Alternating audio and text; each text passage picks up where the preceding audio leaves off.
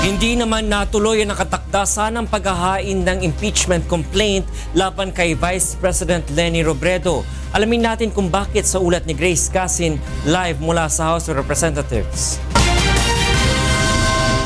Grace, go ahead. Attorney Reg, wala pang kongresistang naglakas ng loob para i-endorso impeachment complaint laban kay Vice President Leni Robredo. Aminado ang grupong Impeach Leni Movement na hindi pa nagbigayan ng katiyakan ang kongresistang kanilang kinausap kung i-endorso ang kanilang reklamo. Ayon kay Attorney Bruce Rivera, tagapagsalita ng Impeach Leni Movement, binigay na nila sa isang kongresista ang 30 pahinang impeachment complaint laban kay VP Robredo. Ayaw munang ipaalam ng nasabing kongresista ang kanyang pangalan habang pinag-aaralan nito ang nilalaman ng reklamo.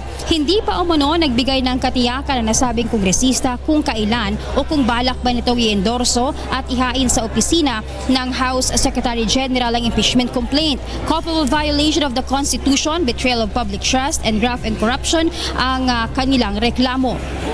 Ilan sa basihan nila ay ang questionable umanong Statement of Asset Liabilities and Net Worth o SALN nito at ang controversial na speech nito sa United Nations hinggil sa pagtaas ng bilang ng extrajudicial killing sa bansa. Hindi pa alam sa ngayon ng grupo kung i-endorso ng kausap nilang kongresista ang reklamo at kung kailan ito posibleng ihain sa Kamara.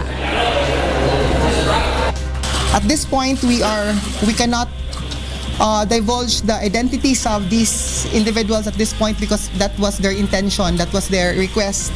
Kasi sabi nila it's a delicate matter and they have to, they have to discuss kung what to do.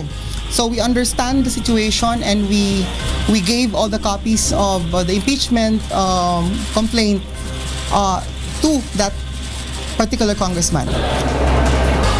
Ayon naman kay Attorney Barry Gutierrez, naniniwala silang walang ginawang mali si Robredo para mapaalis sa pwesto at handa umano silang harapin ang nasabing reklamo.